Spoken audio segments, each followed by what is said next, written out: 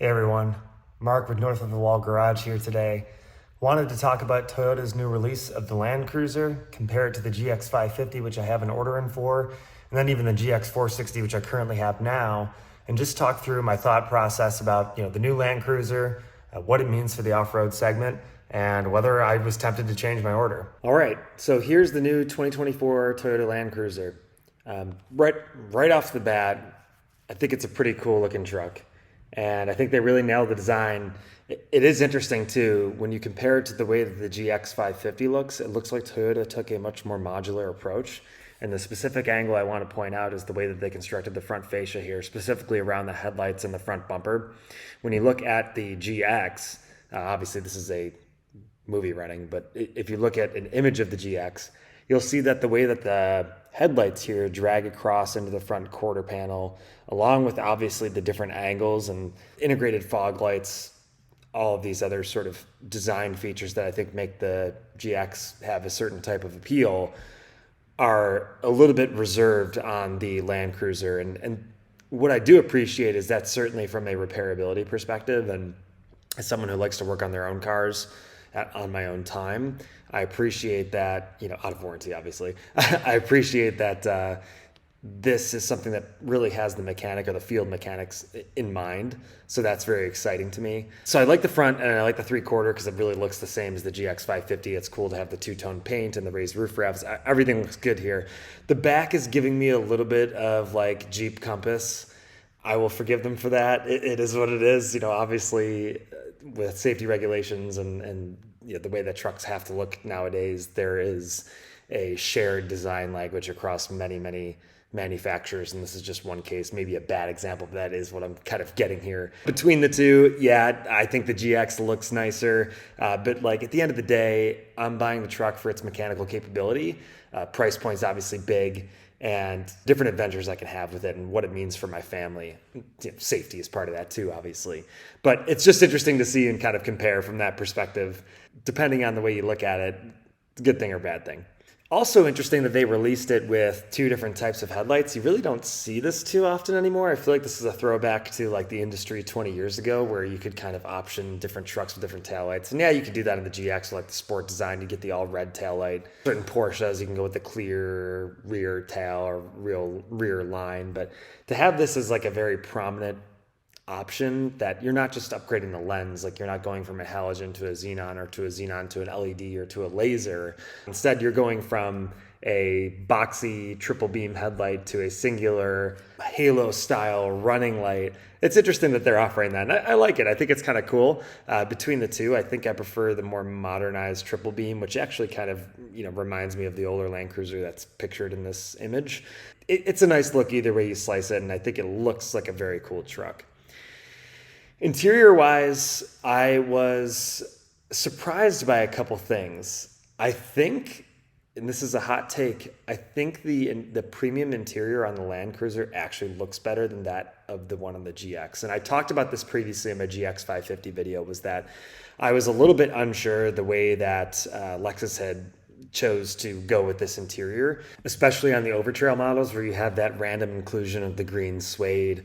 I did say this will look nice with nori green, but I'm just not really sure how this is really kind of playing with the rest of the materials in the interior. You go from, this and the GX to the new Land Cruiser, which, okay, it's a smaller screen, but otherwise, like the dash looks pretty similar. You have, the Lexus has a bigger screen, but the Toyota is just as integrated. I like the heritage steering wheel. Obviously, Lexus, you don't have like heritage, right? They were founded in the 90s, so there's not much heritage to go off of there. But even the contouring on the dash, I give the Land Cruiser credit here. I kind of like the way it looks better. But what I think is especially damning is when you look at the premium interior for the Land Cruiser. So the premium interior for the Land Cruiser is what I was asking for the GX all along. The fact that you can get a fully brown seat and not this partial brown and black option if you opt for a different color in the GX interior.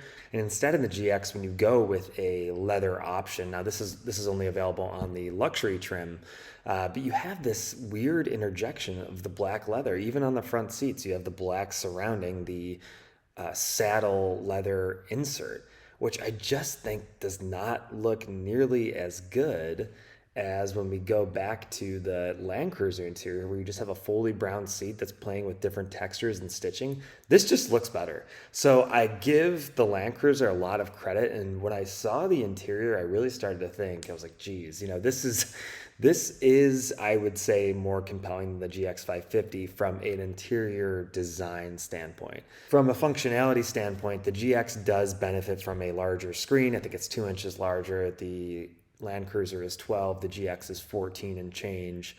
And it does benefit from the sunshades and a few other little interior touches. I do like the massaging seats. I've talked about that in the past. That's available on the GX in certain trims. I think that's really nice when you're doing a lot of hours in the car, especially for, as we all age and our backs act up, right? It's nice to just be able to loosen up without having to necessarily get out of the car and stretch every couple hours. I like the functionality of those two things better in the GX, but I really think the Land Cruiser interior looks better. It just does.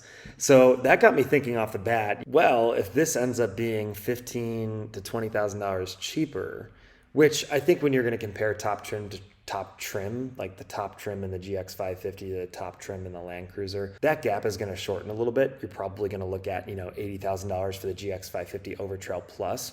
And then the top trim in the Land Cruiser, I would bet you're going to be close to 70. You just have to be after all this, especially since it sounds like the cloth Land Cruiser, the very base 1958 model with only cloth, is going to be starting in the 50s. I think once you have everything in, you're looking at close to 70.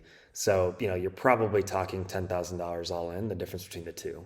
And from an interior standpoint, in my opinion, it goes to the Land Cruiser. I think the Land Cruiser looks better in the interior with the luxury options.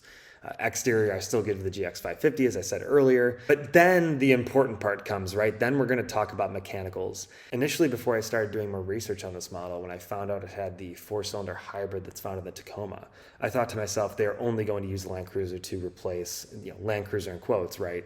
To replace the 4Runner. And we're not going to see another 4Runner. This is a upgraded 4Runner. It's on a better platform, obviously a better chassis, which nowadays with the Toyota architecture, this chassis, it can be extended and modified a little bit. It's a modular chassis, but it shares the same chassis with the 300 series actual Land Cruiser, the LX600, which is effectively a 300 series Land Cruiser, GX, Sequoia, Tundra, right? These are all kind of built on this platform.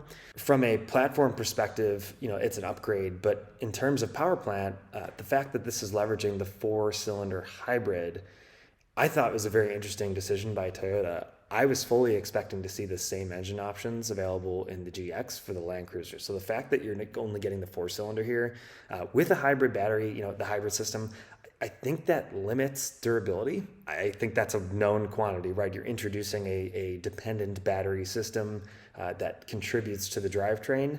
Ultimately, you are going to limit dependability versus a conventional internal combustion setup with no mild hybrid or other hybrid setup. So that's why for the GX550, a lot of folks were going to wait for the hybrid. I don't want the hybrid. I just want the fully internal combustion engine. I think that's going to be more reliable, especially since I anticipate to keep the car for 10 years. We'll see. I'm addicted to cars, so that always changes. But when I buy this car, I fully anticipate to keep it for 10 years. I like the fact that it's internal combustion only. I do think that will contribute more to durability. Then you're getting a little bit into the contest about sort of flex measuring, and what I mean by that is, this is a 6-cylinder, this is a 4-cylinder, and then there's the people in the back screaming for the GX460 for the V8 again. Right.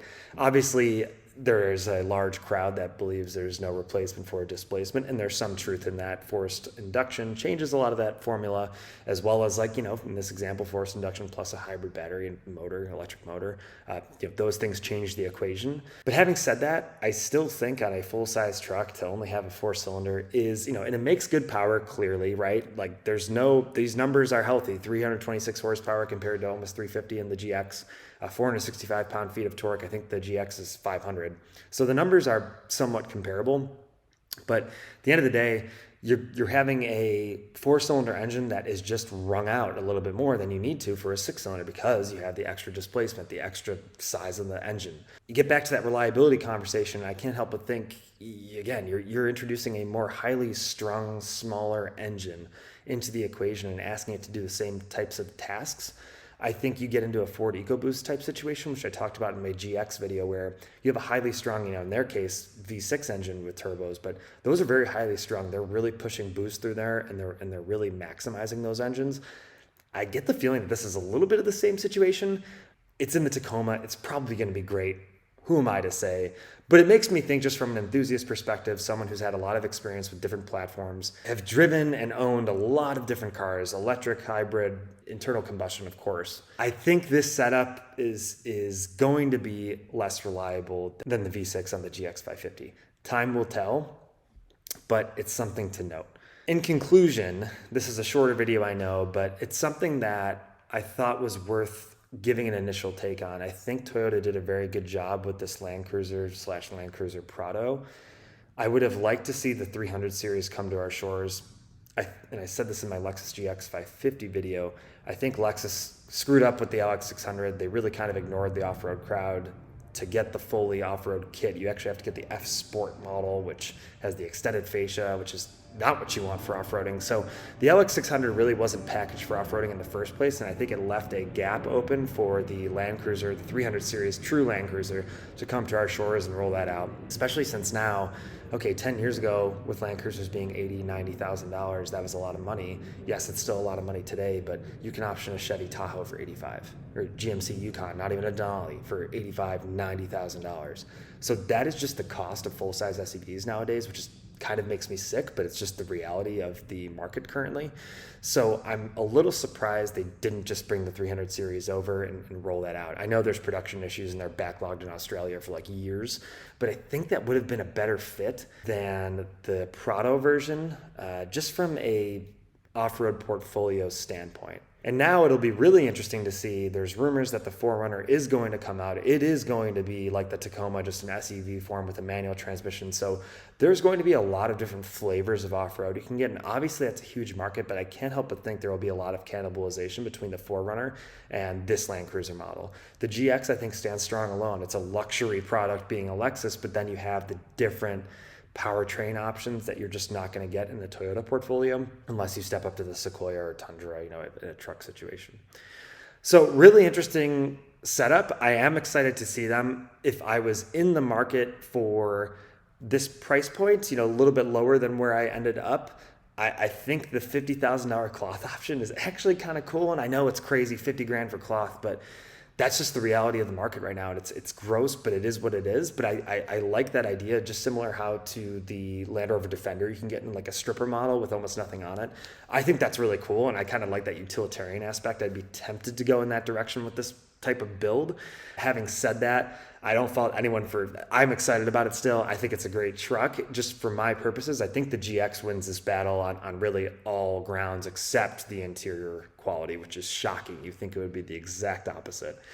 But regardless, it'll be an interesting and strange future. So I'm excited to see these on the road, and interested in what you all think. Please leave comments. If you disagree with me, you think I'm an idiot, or you'd like to see me cover some other topics, let's hear it. Love having you guys, love making these videos.